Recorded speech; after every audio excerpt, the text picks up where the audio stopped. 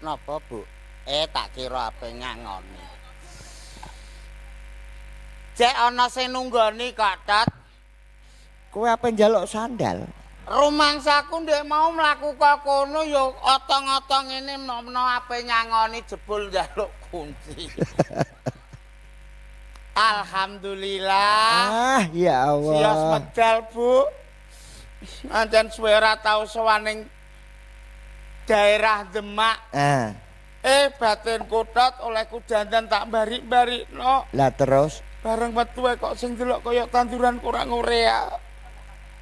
Iso karek mau sakwiti ngene. Lho ancen salam dhewe metu kewengen. Ora perkara kewengen ngono ah. Ngono ndelok kok ndelok ketoprak kok penake ngene ya. Lho ancen kepenak. Ora penak piye wong iki ndak deuni le Pak sampean kok iso turu ning ngarep panggung iku. Iki mono. Alhamdulillah barokah. Ngene iki jenenge rezeki. Yo iki piyantune ingkang nami Pak Karsidi. Lho, sing gadah damel nganggep pem. Lha kowe kok wis roh? Ya roh aku ndek awan wis disawer.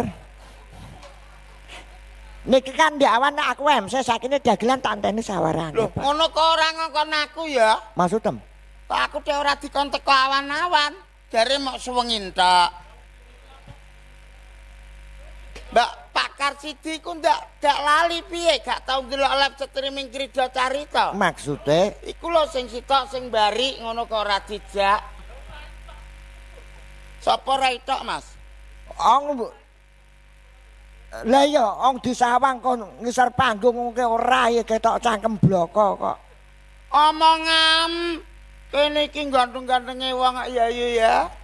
Ya Allah matur suwun lho Pak Karsidi ngapunten. Kowe roh usahane Pak Karsidi. Usahane apa? Ning Kalimantan. Ning Kalimantan. Luar negeri. Kok luar negeri luar Jawa? Oh, luar Jawa. Apa? Usaha dagang. Kowe dikek rokok jarum mbok dongakno piye? Tak dongakno. Muga-muga usahane tambah maju.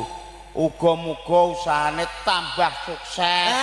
Lho, wong kene priyayi Demak iki ancen cara mono iki kene kan kota-kota wali. Iya ta ora? Pak Karsidi wis duwe pedoman. Ning Al-Qur'an wong kene kan wong santri kabeh. Sapa wonge sing gelem sedekah kaya ngene iki sok ben bakal dituwambah rezekine sing malimpah-limpah. Wis diterangno ning jero Al-Qur'an lho kuwi. Ora mudeng kowe sing unine. Sing unine. Ayo, wong kene mayoritas ahlu sunnah wal jamaah. Bener. NU. Ayo. Lah iya. Ngene iki kan wis sedekah. Apa meneh nekakno Krida Carita. Sedekah rasa marang tangga nggih Bu nggih. Nyenengno tangga-tanggane. Ning Quran wis dijelasno sapa wonge sing gelem sedekah, gelem syukur nikmate Gusti Allah bakal ditambah nikmate. Ngono mulane Pak Karsidi tak dongakno muga-muga wakil rezekine. Sing unine Al-Qur'an.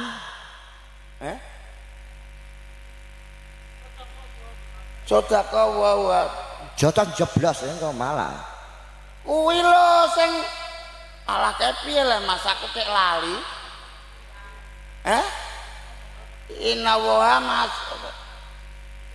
Kok inna wa masabirin maksudem piye? Iku mau. Jare lek iku muni ngono kok. Aja gegeti wong kowe ah. Kowe watuk sean. Watuk ah. Kowe. Kowe aja ngaget-ngaget. Ngono cek mbok takono ning Al-Qur'ane barang iku lho. Lho talah wong kuwi kene mayoritas kuwi ancen dawuh Al-Qur'an. Wis pokoke aku pas di anu iku pas kaya arep-arepe aku ngantuk. Iki sing naminipun Pak Karsidi. Sing duwe gawe. Garwane urung metu iki. Garwane ibu mau sing nyuwun Bulu Siana. Piye? Mbok sing ndi mau kok ora ono. Genah mlebu kamar ngitung bati ngono. Rumah kamu kunci mau Pak kuncine ndang tak itunge ngono. Kok ngono bati iki lho. Biasane ngono ah. Kowe aja macem-macem. Kowe reti mantune Pak Karsidi. Gong. Apa iku? Bripto, Dik. Macem-macem dibedel diasem engko. Tek ndas. Lho piye? Gantenge ngene celuk ndas lho ya. Lho wis aku nak macam-macam ndas sing iki lho. Wedel Mas Itang ker ngono. Ning iki wonge lagi sibuk mbedel Mbak Febi. Cangkemmu iku. Oh ngarani cek ngono. Iku nek ngarani onde-onde ya nek mbok klamuti. Oh. Wes ngene lho, Pak. Sik. Ndi sing ngarani onde-onde? Ku cah 66. Tak takoni, Kang. Sampeyan upama ndek anak are. Duwe adik perawan, nggih ha. Wahyu rupane wis dewasa. Kira-kira nak dilamar sing rupane kaya tuyul sampean asal napa mboten? Asal apa mboten? Ora ya ora lah, aku ora apa-apa kok. Aku lho ora pengen nglamar wong kene. Aja meneh kok sampean aku ngebuk weteng. Ate mbok kebok lah apa? Lah rupa ngono wis ah. Bener kandhane sampean Kang. Saumpama sampean kok iku kok mbok tampa, adine sampean tok undangan resepsi kaya ndek awan ning daleme Pak Karsidi, adike sampean persis kaya digonjakno gendruwo. Ngarani wong nek gendruwo iku ndak. Nek kowe mbari. Ya ora mbarek, ning kan ijo macem ngono ae. Ora macem apa jajal jejer karo aku ning kene. Wes jajal. Padha-padha ikete ditaplok. Taploken. Lho iku bar kobong konci kok iso ngono barang. Bocah nak gaul kan ngene iki ya. Wes gaul sithik kok, Dik. Gaul sithik dadi wong iku. Sapa sing botak? Sik tak takon le. Kowe jejer karo aku ngene. Bu nun sewu nggih Bu nggih jujur mawon. Jujur Bu. Kira-kira niki kan Mas Ceblong. Niki Gatot kira-kira ganteng iki lho Bu. Ganteng Gatot. Ndungu kok pengem. Nek ganteng kowe? Saking watake wong iku ngantuk watake kok. Lho wong ginah guyu temenan ngene kok ngantuk. Ora ya. Wong mbokku iku mbiyen iku nek ngundang aku ngene, Ceblong sing ganteng-ganteng dhewe ngono. Mosok aku ganteng kowe? Sawang go Bu. Wes sak rupae ora umum ndak nggih ha? Ate ngarani ora umum iku ndak. Wes. Iya Allah Gusti. Kene. Ndas kok kaya melon. Lho ngono ya kok mentolo urip lho kowe iku. Ya aku ndak elit tenanan piye? Lho nek ora percaya takon sing piyayi kene. Lato-lato semene iku ora klotakan ele. Kowe ngarani wong kok lato-lato ae. Mbak Febi sampean kebuk nggih Pak nganu Mbak. Nganune wetenge. Ngantene isih melek. Ora melek yo najan to nganu gak ngrungokno mesti. Iya pokoke tak dongak-dongakno kok. Ngantene yo tak dongakno rong tak dongakno iki mau. Lah, ngantene Mbak Febi karo Mas Itang. Mas Dika muga-muga. Itang. Lho tulisane. Iya. Mas Itang kali Mbak Febi. Oh iya ya. Ikan. Itang. Oh, bedil kowe kan dibedil. Apa le? Itang. Jeneng kok angel ya. Jenenge wong saiki ki angel-angel ya. Lho nak kowe malah jeneng an-an kodhok. Arane wong ki anan kodhok iku lho. Jenengem sapa? Ceblong anake. Ya Allah Gusti, nek mentolo urip barang lho. Aku iku Ceblong wong. Lato-lato terus kowe le. Aku iku wis teratapan ndok kene. Perkara diarani kaya lato-lato. Onde-onde terus kowe. Kaya onde-onde. Iki nyolo nek mbok klamuti. Nglarani wong ke onde-onde iku ndak. Aku iku sedhiye perkara apa lah ya alhamdulillah matur nuwun nggih Pak barokah. Wes. Maksudem piye? Kowe mau wis salah wis entuk ngono kok. Tinggo aku ya. 150 lho aku madul pitik mangkat rene. Maksudem piye maksudem? Mosok kowe mentolo njaluk. Bayaran wis dobel mbek di awan ngono kok. Iya dobel kok iso mentolo njaluk kok mentolo kowe. Rupa barek kok ngemisan. Nah aku ngono karuan elek. Mbok ya Pak. Kok ngemisan kaya malah dremes. Ora ngono padha-padha ngono lho. Aku iki pokoke tak dongak-dongakno.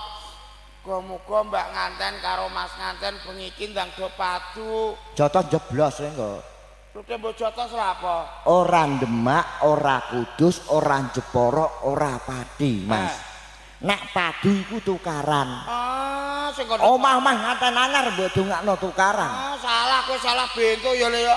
Maksude padu iku Mbak Febi karo Mas Itang. Itang. Nah, kuwi padu sikil papat ndang ditu. Engko iki gendang duwe putu ngono lho. Ra mudeng. Ngono. Muga-muga ndang diputu. Sikil papat didu. Iya. Muga-muga. Saono uga Bapak Karsidi muga-muga anggone tasakuran sedekah rasa marang tangga tansah entuk barokah ing Gusti. Bar duwe gawe iki engko rezekine tambah malimpah. Amin Allahumma. Amin. Ngono lho sing penting didongakno sapa ngerti ngono wali liwat langsung dijabahi Pak Karsidi engko rezekine malimpah-limpah ya ta ora. Amin. Iki sapa soalé ning Quran ya wis diterangno. Quran meneh iki.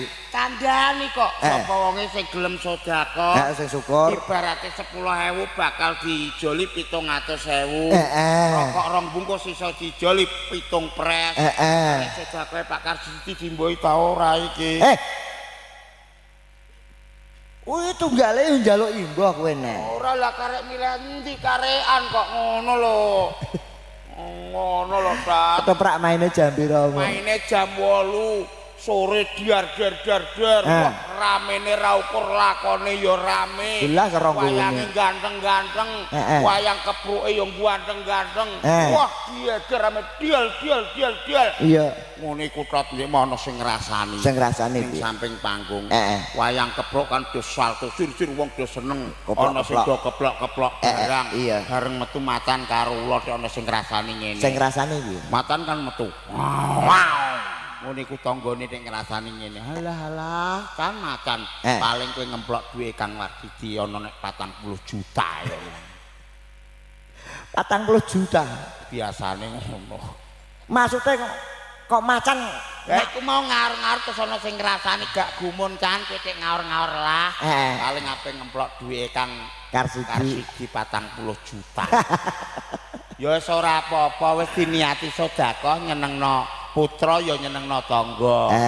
Toprak maine ya ket sore jatahe bare jam 2 iki jam 2 kliwat ning ya ora apa-apa tok. Sing penting aturi panglipur. Muga-muga dadi seduluran. Amin. Nggih, mugi-mugi ngodinongo muga-muga keluargane Bapak Karsidi dalah ibu. Kalayan Mas Bayu sak godra, Mbak Febi kalayan Mas Itang pinaringan selamet wilujeng kalih ing sambikala dadosaken barokah ing samudayanipun amin nggih ayo do kei panglipur ngono ya kena tat anjen ketoprak maine jam sore jam 8 diaturi lilakno ae kowe metu nyamene lila oke siap nggih Pak Karsidi teng Kalimantan dagang napa Pak dengan butuh dagang cilok niki wonten nggih cilok. Oga mangke kula anu Pak jak mergawe. Ndak usah beranak. Mae lho kowe dinyek. Kowe ngarani wong kedemone pentol-pentol nek sakmene cangkeme sepira lele kowe kok. Aku iki wis susah malah. Nyanyi. Ya wis. Oh nggih, nyanyi. Penting lilo nggih Bu nggih. Nggih lilo. Ya wis ikhlase wis metu. Lilane sing durung. Oke. Nah. Ayo Cak. Piye? Kunjuk sedaya para tamu ingkang tesendharaken wewungan. Nggo kangge miyaking swasana lekno diaturi lila ya Le. Nggih, prawan Kalimantan sampun ndek siang.